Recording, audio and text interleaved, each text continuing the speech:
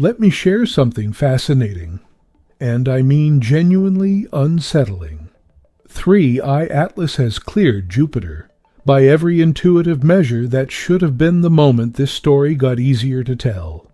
The solar system's biggest planet is now behind us.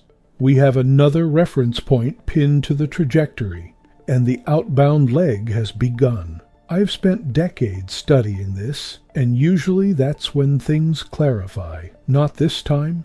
The further 3I Atlas travels from the Sun, the less confident I am, not in the object itself, but in our ability to trust what we've actually measured. Here are the basics. The closest approach to Jupiter happened on March 16, 2026, at a distance of roughly 3.5 million miles, about 50 million kilometers from the gas giant. And yet, the working orbital solution maintained by JPL's Open Orbit database was still anchored to observations collected before February 19th. That detail alone should raise your eyebrows. The object sailed through its most dramatic gravitational encounter, and our best official description of its motion was built on data that predates that encounter entirely. There's something almost detective novel about it. Now, the problem isn't that 3I Atlas did something physically impossible. What's actually going on is considerably more subtle and more troubling. NASA's official page describes the situation in language that sounds almost boring on first read. The comet, it says, shows very small trajectory perturbations consistent with ordinary outgassing. What that means in plain terms, heated ice is venting gas in a slightly lopsided way, and the resulting push, what astronomers call the rocket effect, is nudging the orbit ever so gently. Sounds minor, but I want you to appreciate just how much physics gets packed into that nudge. From that tiny signal, researchers try to extract the nucleus size, the total mass, the surface structure, the dominant volatile compounds, essentially a full physical portrait of an object we'll never be able to touch. If the measurement is solid, you get one story. If it drifts by even a small amount depending on your modeling choices, you're living in an entirely different reality. That's where the drama lives. You know what's interesting? The real controversy right now has almost nothing to do with Jupiter. It's about the non-gravitational acceleration, the rocket effect number, and how robust that number actually is. A paper by Federico Spade and colleagues, published in late February, landed like a quiet bombshell. Their analysis found that the radial and normal components of this acceleration behave relatively well. They stay reasonably stable across different modeling setups. The transverse component, though, that one is sensitive, and I mean noticeably sensitive, to which observations you include, how you model the outgassing geometry, and how thoroughly different segments of the orbit are covered by real data. What makes this particularly sharp is that their overall acceleration magnitude doesn't wildly disagree with the official solution. The disagreement is more insidious. The uncertainty range for the nucleus size, once you account for these systematic effects, turns out to be considerably wider than anyone would like. We're not arguing about whether something supernatural happened. We're arguing about how honestly we can translate a faint orbital whisper into a physical description of a rock that came from another star system. That's a much harder argument, and it doesn't get resolved by flying past Jupiter. I've spent a long time watching scientific communities build narratives around milestone events. There is a widespread expectation, and I felt it too, that the Jupiter flyby would serve as a kind of final exam. Pass through the gravity field of the largest planet in the solar system, collect the trajectory data, and the models would either hold or fold. Clean, testable, decisive. That's not what happened. Jupiter doesn't scrub interpretation errors out of months of accumulated data. The non-gravitational signal built up across an entire inbound trajectory, and as newer papers are showing, the source of that signal wasn't behaving like a well-behaved uniform engine. Post-perihelion spectroscopy shows a pronounced asymmetry around closest approach. Volatile production declined more slowly on the way out than it rose on the way in. A separate, spatially resolved spectroscopy study hints at the possibility of distinct jets, with at least one component appearing to travel at a different angle from the rest. The authors of that work specifically note that follow-up post-perihelion observations are needed to understand the geometry better. So the engine driving 3I Atlas wasn't a steady motor running at consistent power. It was variable, possibly delayed, possibly geometrically lopsided, which means that transverse acceleration component isn't a clean number waiting to be read off. It's a fragile conclusion hanging on assumptions about surface physics and jet orientation. And here is the consequence that I find most intellectually uncomfortable. The same comet is changing size right in front of us, not physically, but in our models.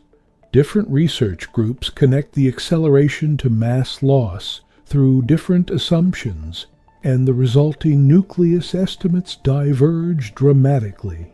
January work from John Forbes and Harvey Butler yielded a nucleus around 0.6 miles, roughly 1 kilometer, in diameter, with one time-shifted acceleration solution allowing a range somewhere between about half a mile and 2/3 of a mile, 800 to 1,050 meters. Then in March, a paper by Valentin Toss, Abraham Loeb, and Andreas Burkert sharpened the picture considerably, and in more than one direction at once. If carbon dioxide dominates the surface activity, the nucleus radius might be as small as about a quarter mile, roughly 0.4 kilometers. If you try to explain the acceleration using a broader range of water-ice sublimation rates, the radius stretches back up to somewhere between roughly half a mile and just over 0.6 of a mile, about 0.75 to 1 kilometer. Some of those solutions, the authors note, are hard to reconcile with the rocket effect in a physically self-consistent way. On top of that, there's tension with a recent photometric size estimate of about 0.8 miles, around 1.3 kilometers. Let me put that in human terms. We're not haggling over a decimal place. We're debating whether 3I Atlas is a relatively compact, lightweight body or something considerably more massive. An object that would require, fundamentally, different emission physics to explain its observed behavior. Think about what the two scenarios actually imply. If the transverse component is real and stable, then 3I Atlas is probably lighter than its brightness alone would suggest. Its active zones are efficient enough that even modest, sustained outgassing produces a measurable orbital deviation. In that case, the small size estimate isn't exotic at all. It's internally consistent, and the disagreement with photometry becomes a question about nucleus density, composition, or whether the coma is simply hiding the true core from us. But if that transverse component is partially an artifact of how we sample the data and model the post-perihelion decline, then the object immediately gains mass in every solution. The total mass budget changes, the permitted fraction of active surface area changes, our confidence in reading physical properties from orbital traces changes. That, to me, is the real price of this dispute. Not whether 3I Atlas made some dramatic unexpected turn. The question is whether we're holding a reliably measured rocket, effect in our hands, or whether we're holding a number that looks authoritative right up until you start adjusting the model. And coming out the other side of the Jupiter encounter, that question feels sharper, not softer. There's one more detail that I find genuinely arresting. The official status page for 3I Atlas indicates that the comet became observable again from Earth after emerging from solar conjunction, with astrometric measurements resuming in late October 2025. The window for useful observations was projected to remain open through spring of 2026. That means the data that could settle this argument isn't buried in the past. It's sitting in recent telescope archives, in precise sky positions from the outbound arc, in photometry tracking how brightness fades with distance, in post-perihelion gas line intensities, in whether the suspected jets fade together or one at a time, and critically, in whether the transverse acceleration component becomes more stable once a longer outbound baseline is folded into the orbital solution. The Forbes and Butler paper said it plainly: more reliable mass loss. Estimates from other phases of the trajectory would substantially reduce the systematic uncertainty. The spatially resolved spectroscopy team made the same point about jet geometry.